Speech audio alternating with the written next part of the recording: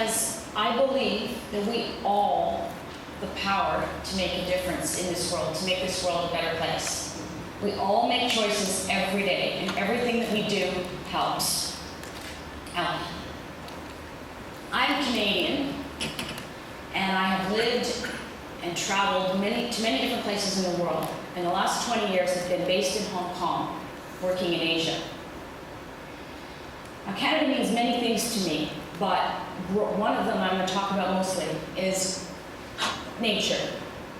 I grew up spending my summers canoeing, camping in Algonquin Park, where from an early age, I just thought nature was beautiful and wonderful and lovely, and that everything in nature had a right to be there. And as I got older, I learned that there was this thing called pollution, and that not everybody cared as much. And we all need to be very concerned about this. The Arctic ice, the Antarctic ice is melting. This is our shield, protecting life on Earth as we know it. So the sun comes down, bounces off the ice. As the ice retreats, and as you can see, it's retreated a heck of a lot. That goes straight into the sea, warms things up, and causes more climate change. We need this ice. We need this Earth if we're going to live. And our human activity, causing greenhouse gases, is trapping the emissions in and making it come down and helping to melt the ice. So we're all choking. Majority of us are living in unhealthy air, breathing it in all over the world, according to the World Health Organization, and dying prematurely. Now the state of the air is very important, because we're all breathing this air, and it's affecting all of our habitats. So since the 1900s, 500 species have gone extinct. And in less than just my lifetime, 40 years, I'm way older than that, 60% in decline in wildlife across all habitats. And it's not getting any better. We're heading towards 70% by 2020. Now back to this, we all have a right to be on this planet, and we need these species for our survival. I'd like to remind you that we are only a few genes away from these primates. They're in grave danger. Now, human activity is destroying the forests. We need those forests. From hunting, deforestation, to create food for us, or palm oil into our chocolate and our makeup. The earth, the trees are our lungs. They help give us oxygen. So we've all been brought up thinking about planet Earth. It's a beautiful Earth. But I'd like you to start thinking about it as planet ocean. The majority of the Earth is covered in water. And most of this water is in the ocean. The oceans are essential for our life. Now, 80% of life is in the ocean. The late Rob Stewart championed the shark, helped reduce shark finning, but he also helped humans understand the connection between the shark and the ocean and our survival. The shark is the waste management system of the ocean, highest predator, help keeping things in check. And we need those oceans to be healthy to regulate our air, because every second breath we take is oxygen coming from the oceans. And the life of the ocean, 0.2% is in coral reefs. A quarter of all the marine species are living in here. This is the nursery of the ocean. We already lost 10% of them beyond repair. And we are heading towards 90% by 2050, 70 by 2030. We need these coral reefs. We need the ocean.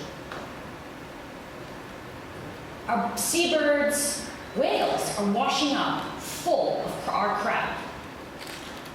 So this plastic, some of it, why should we care that seabirds, turtles, everyone is getting suffocated with plastic? Because in our modern age, these things are increasing. More and more premature deaths. People are reaching puberty earlier, having trouble reproducing, and more ADHD, diabetes, autism, and obesity. Why is this happening? Because We have endocrine disruptors. So think of parabens, chemicals, toxins in plastics all around us, and we are absorbing them. And the endocrine systems regulate our bodies, make it work.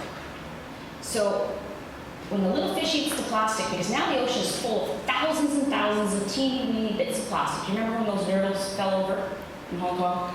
We are riddled with plastic, and the little fish get eaten by the bigger fish, and up and up and up, and we, at the top, eat that. And studies are now showing that the amount of endocrine disruptors and endocrine effect on humans is magnifying. So that our younger generations have way more of this in them than us. And that will seriously affect life on Earth. Now, we've been warned. Rachel Carson said that if we didn't stop putting all of these toxic chemicals into the environment, we would have a silent spring without any birds. She was saying this when we saw frogs being born with all sorts of bizarre genitalia in the Great Lakes years ago. I grew up with Dr. Seuss. Tragedy of the Commons. The Lorax tried to warn us. Don't cut down all the trees, don't pollute all the environment, or else you won't have any more trees to make anything with. There goes your economy. And if you pollute the environment, we're all toast. Warnings. Al Gore said it took 30 years to tell the climate change story. Well, we have a tragedy of the horizon.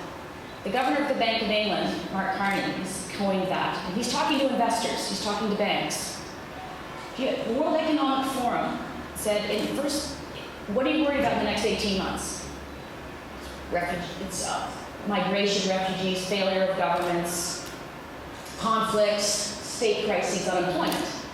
But the horizon, 10 years from now, which really isn't 10 years away, food crises, water crises, the cost of climate change mitigation, extreme weather. We're already feeling these. We have to accept that these are part of our life. And we need to rethink how we position ourselves in the world. It's not sustainable, and we don't have the right to be at the top in terms of how we abuse and exploit all the other resources and people. We need to start thinking about us all in an interconnected way as part of the same ecosystem. So the United Nations has come out with 17 goals. They cover all the big issues that we need to address. And the positive thing is that companies, this is resonating with companies. And many companies are identifying which ones are relevant to their business and how they can contribute to income disparity, reducing climate change, renewable energy, reducing hunger. And they're reporting on this. And so we need to encourage and support that trend and think about how all of these issues are linked. And there's a lot of positive news out there. Millions are coming out of poverty. Renewables we're now starting to see a path towards renewables displacing fossil fuels, and countries are talking about that, many of them. And we can all make a difference. We buy stuff every day. So I ask you, every time you go to the store, or you think of shopping, do you need it? And there isn't anything disposable about these products. They stay in the environment for almost forever, breaking down, getting digested in us. You do not need to drink with a straw. And you can take reusable items as much as possible. The causes of climate change are behind me. We can reduce our energy consumption, we can take public transport more, but we also need to think about what we're eating. Because agriculture contributes almost as much as energy generation to climate change. And if we start eating just less meat, the cost of mitigating and adapting to climate change will reduce dramatically and we'll be in much better shape. We all can purchase things that are made in more responsible ways. Fair trade is a social and environmentally responsible supply chain benefiting people throughout that supply chain. We can buy shoes now that are made of recycled plastic. Wood, fish from sustainable sources. Cotton is made without child labor and less chemicals. This necklace was made by someone who escaped human trafficking. There's lots of ways you can use your money to affect change and support that change. Every day, we go to school, we go to work, or we walk around in the community. Everything we do can affect change. And I would say that I would encourage you to think of the environmental and the social implications of everything that you do.